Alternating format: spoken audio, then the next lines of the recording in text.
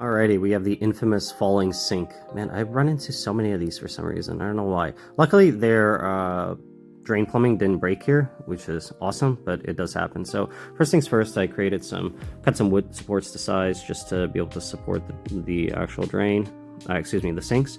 And then I disconnected all the plumbing and removed all the drainage lining. Now, there was some moisture on the P-trap, which I did inform the owner of to say, hey, something might have dislodged or cracked, but we would test it on the way back.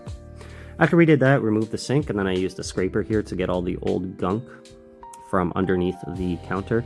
You want to remove as much of this as you can because you want to give yourself a good surface to mount to afterwards, okay? Don't go crazy because depending on what you use for an adhesive, if you're going to use silicone, or if you're going to use, P&L, it'll hold up pretty well. So if you clean up or prep the surface well, then you're going to be in good position. You want to make sure you're doing the same thing on the actual sink as well to make sure that there's a nice positive fit.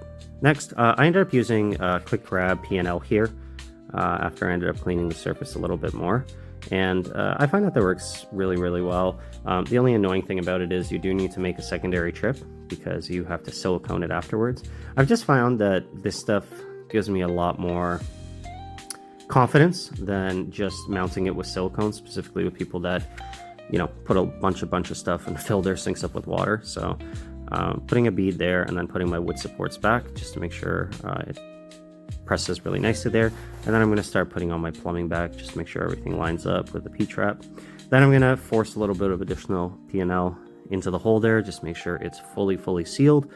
This does create more work on my end because you have to clean up all the squeeze out, and P&L is a pain in the ass to clean. But I am so confident that I can sit in this sink and it won't be going anywhere.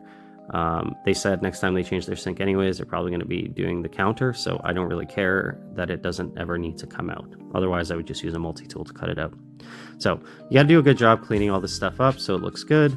And then afterwards, you do need to come back a second time to add some silicone. This is where I noticed there was some moisture, so I added some silicone to the P-trap, just a little bit preventative. And I told them, hey, if this holds it, then you don't need to worry about it. We don't need to redo any of the plumbing.